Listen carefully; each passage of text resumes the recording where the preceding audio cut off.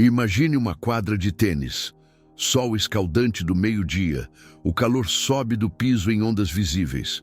Uma criança de 9 anos segura uma raquete quase do tamanho dela. Do outro lado da rede, um treinador adulto bate bolas sem piedade. Uma após outra.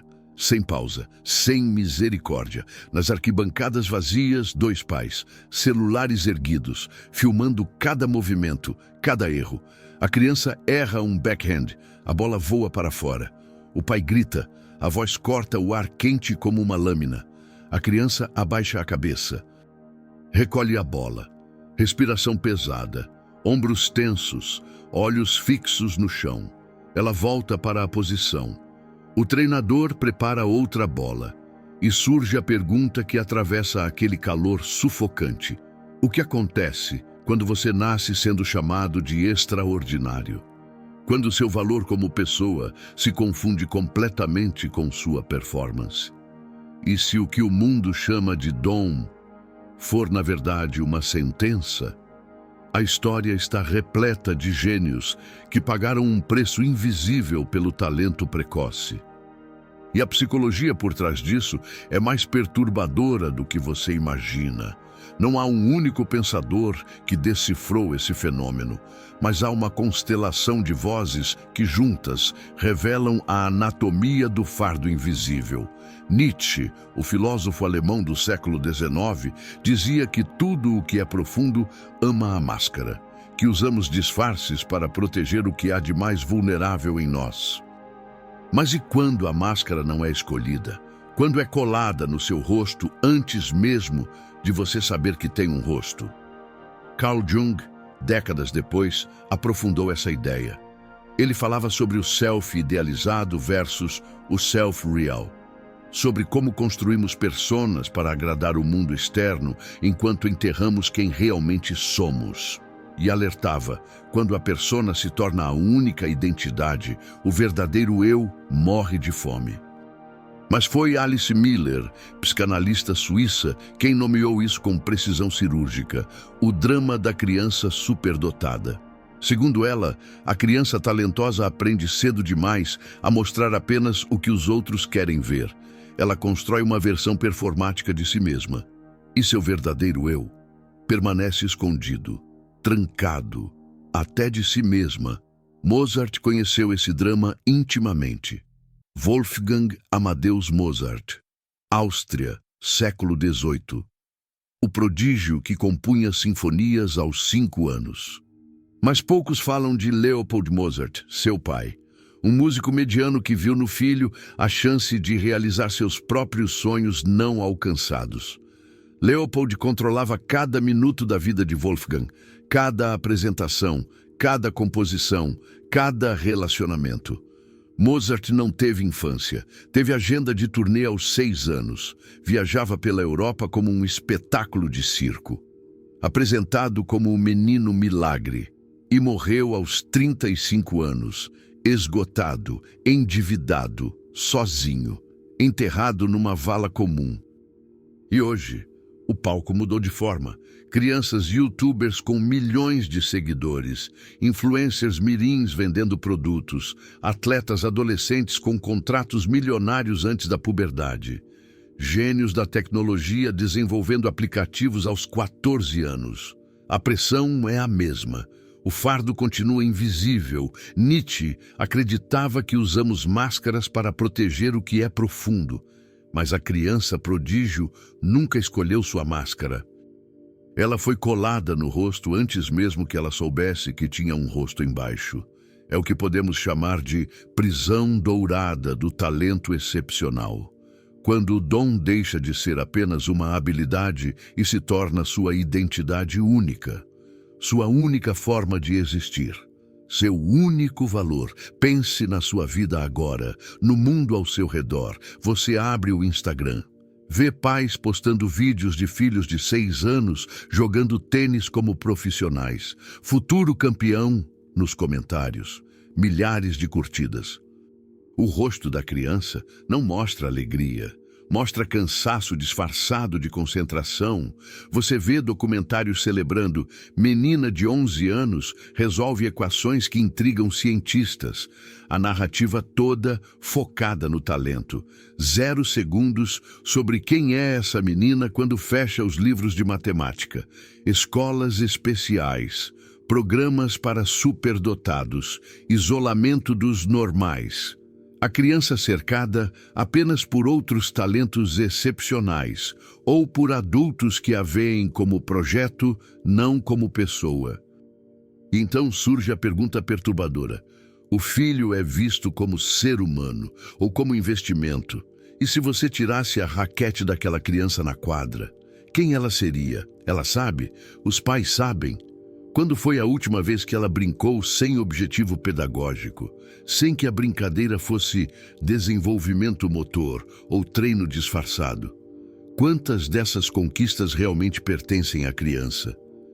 E quantas são dos pais vivendo através dela, realizando sonhos próprios não alcançados através do corpo e mente de alguém que ainda nem desenvolveu senso crítico para dizer não? E a pergunta mais devastadora: o que acontece com o gênio no dia em que ele falha? Porque vai falhar, todo mundo falha eventualmente.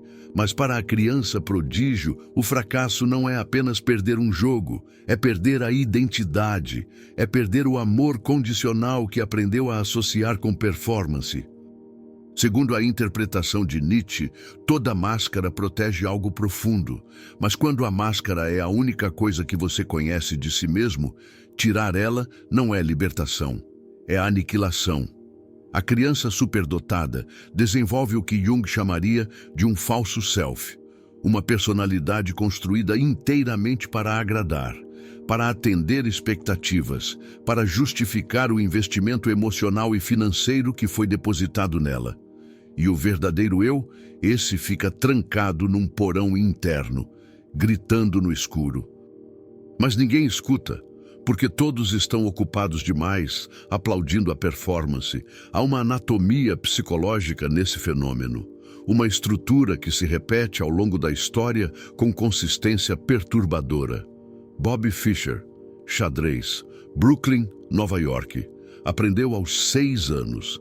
Aos 13 já era considerado um dos maiores talentos que o jogo já viu. Aos 15, o mais jovem grande mestre da história. Mas o que aconteceu depois? Paranoia crescente, isolamento radical, teorias conspiratórias, discursos antissemitas bizarros. Aos 30 anos já estava emocionalmente destruído. Morreu sozinho, amargurado, recusando contato com quase todos que já o conheceram. O gênio do xadrez permaneceu.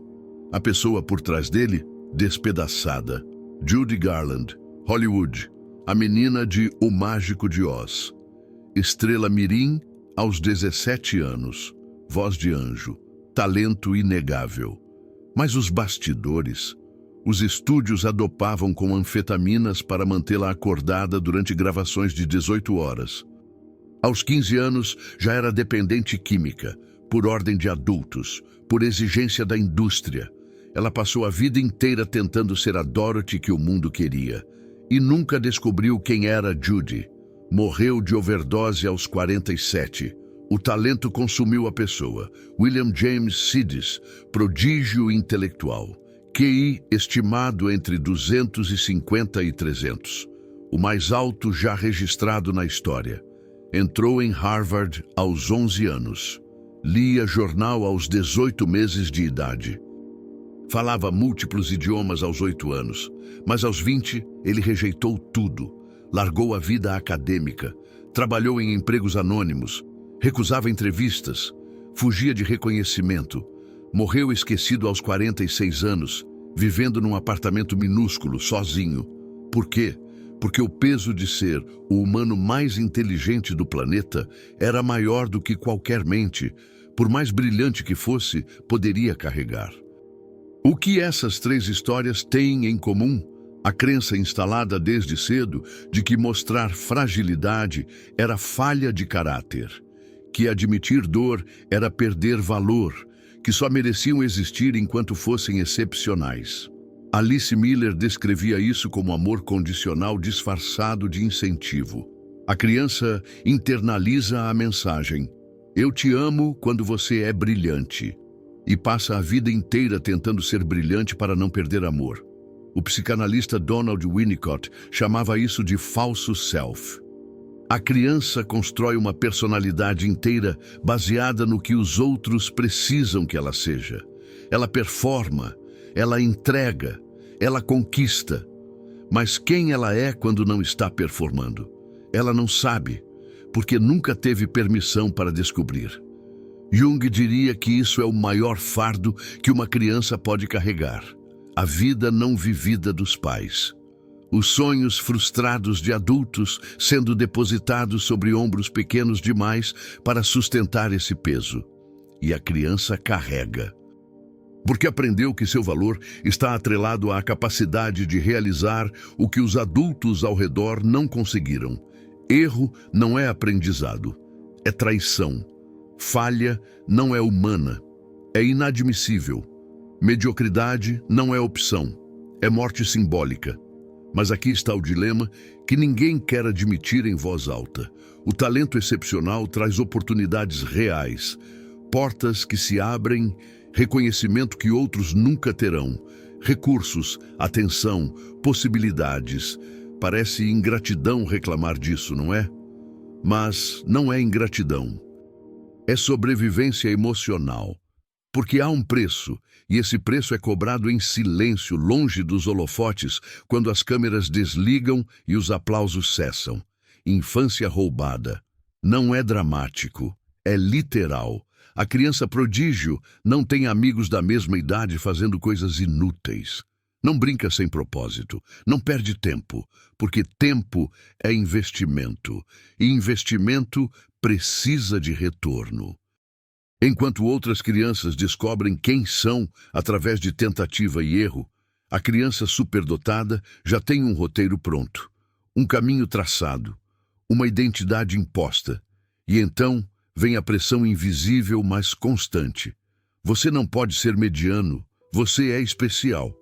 Parece elogio, mas é algema, porque se você é especial, mediocridade não é permitida. E se mediocridade não é permitida, você não pode relaxar, não pode falhar, não pode ser humano. A solidão é profunda. Ninguém da sua idade te entende. Você fala uma língua diferente, vive numa realidade diferente. Enquanto eles brincam, você treina. Enquanto eles erram sem consequência, seus erros são analisados, corrigidos, documentados. E os adultos ao redor? Eles te admiram, te exploram, te usam como validação dos próprios métodos educacionais, mas raramente te veem como pessoa. Você é projeto, produto, promessa e o medo paralisante do fracasso, porque você aprendeu que falhar não é apenas perder um jogo ou tirar uma nota baixa. Falhar é perder sua identidade, sua razão de existir. O amor que só vem quando você é extraordinário. Alice Miller alertava: a criança aprende que só merece afeto quando atende expectativas. E seu verdadeiro eu? Esse morre de fome emocional, enquanto o falso self é alimentado com aplausos. A sociedade celebra o resultado. A medalha, o troféu, o recorde, o título, mas ignora completamente o processo interno. A exaustão, a ansiedade, o vazio existencial de não saber quem você é sem sua habilidade. Você pode ser aplaudido por milhares de pessoas e ainda assim se sentir completamente invisível, porque ninguém está vendo você. Estão vendo o talento, a performance, o potencial. Ser chamado de gênio aos 7 anos pode destruir o adulto que você se tornaria aos 30. Talento excepcional sem infância saudável não cria adultos realizados, cria adultos funcionalmente brilhantes, mas emocionalmente devastados. E a verdade cruel é esta: você não escolheu isso. Mas está pagando o preço mesmo assim. E é aqui que a psicologia revela algo que mudará completamente sua perspectiva sobre talento precoce. O talento não é uma coroa que você usa, é uma lente. E quando todos olham para você através dessa lente, quando cada interação é filtrada por ela, quando cada conversa começa e termina nela, você esquece que existe um rosto atrás dessa lente. Você se torna a lente e perde o rosto. Nietzsche estava certo quando dizia que o que é profundo ama a máscara. Mas ele também alertava: há um perigo mortal quando a máscara se funde com a pele, quando você não consegue mais tirá-la porque ela se tornou você. Jung complementou essa visão décadas depois. Segundo ele, quando a persona externa se torna a única identidade, o self verdadeiro é enterrado vivo. E um dia ele vai gritar, através de colapsos, depressão, crises existenciais devastadoras. Alice Miller finalizou o diagnóstico. Crianças prodígio nunca tiveram escolha sobre qual máscara usar. Foi decidido por elas, colada nelas, e elas passam a vida inteira acreditando que são a máscara. Mas aqui está a verdade libertadora que ninguém conta para essas crianças. O dom não te define, é apenas uma parte de você. Você tem o direito sagrado de ser medíocre em outras áreas, de falhar sem que isso signifique o fim da sua existência, de ter dias ruins sem entrar em colapso interno, de existir além da performance. A genialidade sem humanidade não é grandeza. É apenas uma habilidade bem treinada, mascarando uma criança que nunca foi vista, nunca foi acolhida, nunca foi amada pelo que realmente era. E a dor compartilhada por Fisher, Garland, Sidis e incontáveis outros é esta: eles nunca descobriram quem eram sem o talento, porque ninguém permitiu, porque o mundo só queria a performance, nunca a pessoa. Vulnerabilidade seletiva não é fraqueza quando você é criança prodígio, é sabedoria radical, é ter a coragem de dizer: eu sou mais do que isso. E preciso descobrir o que é esse mais. É entender que seu valor como ser humano não está atrelado à sua capacidade de impressionar, que você pode decepcionar expectativas e ainda assim merecer amor, que falhar não é traição, é humanidade. O maior presente que alguém pode dar a uma criança talentosa não é mais treino, mais pressão, mais oportunidades de brilhar. É a permissão para ser comum, para ser chato, para não saber, para errar sem consequências devastadoras, para descobrir quem ela é quando ninguém está assistindo. Se você foi uma criança prodígio ou se tem uma em casa agora, pergunte a si mesmo com honestidade brutal.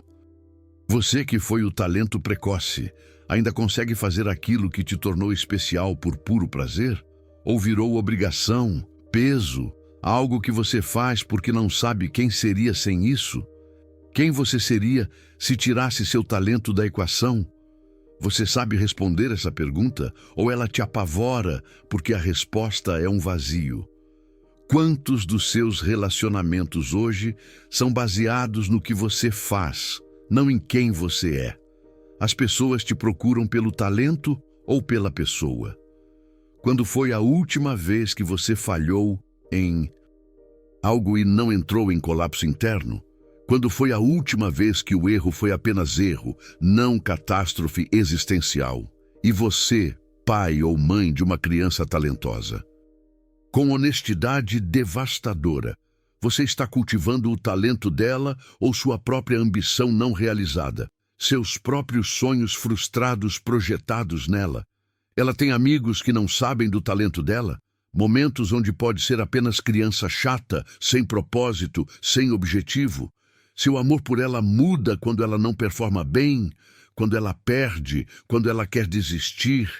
Você sente decepção, medo, raiva, porque a criança sente, ela sempre sente. Se você é adulto que foi prodígio, tente isto. Tire uma semana, apenas uma, sem fazer aquilo que te tornou especial. Veja quem você é no silêncio, no vazio. Quando ninguém está medindo, filmando, aplaudindo, pode ser aterrorizante, mas é necessário. Se você é pai ou mãe, faça uma pergunta simples ao seu filho hoje. Do que você gostaria de fazer que não tem nada a ver com seu talento? Algo só por diversão, algo inútil.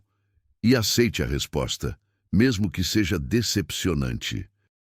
Especialmente se for decepcionante. Pode ser devastador perceber que você não sabe quem é sem a performance, que sua identidade inteira foi construída sobre algo que nunca foi totalmente seu. Mas esse terror é o primeiro passo real para se encontrar de verdade, para descobrir o rosto por trás da lente. Lembra da quadra de tênis, do sol escaldante, da criança de 9 anos segurando aquela raquete pesada demais para seus braços? A pergunta nunca foi se ela jogaria bem.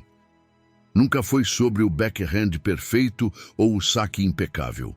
A verdadeira pergunta sempre foi, depois que saírem da quadra, quando as luzes se apagarem, quando os pais guardarem os celulares, quem ela será longe das linhas brancas? Ela sabe? Alguém sabe? Nietzsche nos ensinou que usamos máscaras para proteger o que é profundo. Mas alertou, quando a máscara cola na pele, você perde a si mesmo. Jung nos mostrou que quando a persona externa devora o self interno, o preço é a fragmentação da alma. O colapso inevitável de viver uma vida que não é sua. Alice Miller finalizou, crianças prodígio raramente escolhem suas máscaras e passam décadas tentando arrancar algo que foi grudado nelas antes mesmo de terem consciência de quem eram. Se você foi criança prodígio, ouça isto, você não precisa abandonar seu talento, não precisa jogar fora anos de dedicação, não precisa fingir que a habilidade não existe, mas você precisa descobrir quem você é além dela.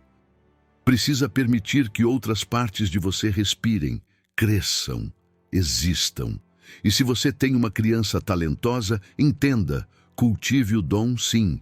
Celebre a habilidade, sim, mas proteja ferozmente a criança por trás dele, porque o maior presente que você pode dar a um gênio não é um palco maior, não é mais treinamento, não é mais pressão disfarçada de oportunidade, é a permissão sagrada para ser humano, imperfeito sem culpa, comum sem vergonha, livre para descobrir quem é quando ninguém está medindo. Seu talento é seu, sua humanidade também. Nunca, jamais, troque a segunda pelo primeiro. Você foi uma criança prodígio ou conhece uma agora? Conte aqui embaixo. Não o talento, não as conquistas, não as medalhas. Conte sobre a pessoa por trás disso tudo. Como foi realmente? Como está sendo? Porque às vezes, ser visto como humano é infinitamente mais libertador do que ser admirado como gênio. E sua história pode ser exatamente o que alguém precisava ler hoje.